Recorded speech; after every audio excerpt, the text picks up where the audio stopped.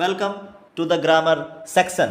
Once again, I am going to discuss the participle, which is a part of non finite verb.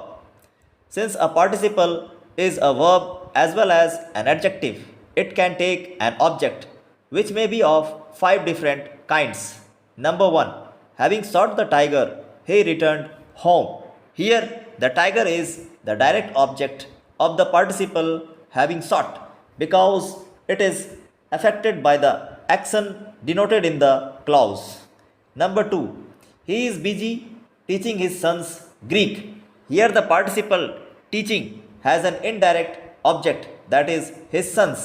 This is because it is the recipient of the action denoted in the clause, whereas Greek is the direct object as it is received by the recipient or the indirect object.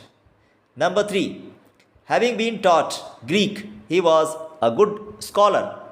In this example, Greek is called the retained object of the participle having been taught because it is the object of the passive verb. Number 4. We saw him fighting a hard battle. In this example, the word battle is called the cognate object as it denotes a noun already implied more or less in the verb itself. Number 5. Having sat himself down, he began to eat. In this last sentence, the word himself has been used reflexively in the objective case and hence it is called the reflexive object. Now see some questions in which we have to point out object after all the participles in the following sentences and so which objects are direct and which are indirect.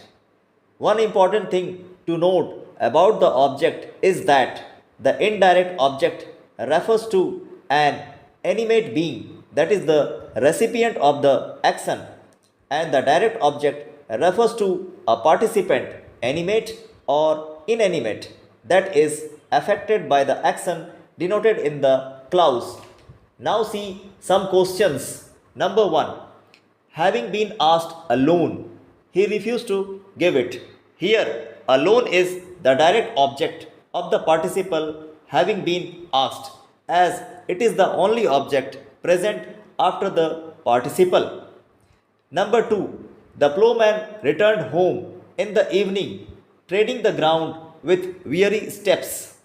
Here, the ground is the direct object of the participle treading, as it is affected by the action denoted in the clause.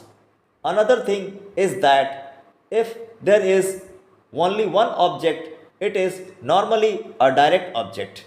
Number 3. Having given me the prize which I earned, the master praised my industry. In this sentence, me is the indirect object of the participle having given, as it is the recipient of the action, and the prize is the direct object as it is the thing that is received by the indirect object. Now see question number 4. The oxen moved slowly over the ground, dragging the plow behind them.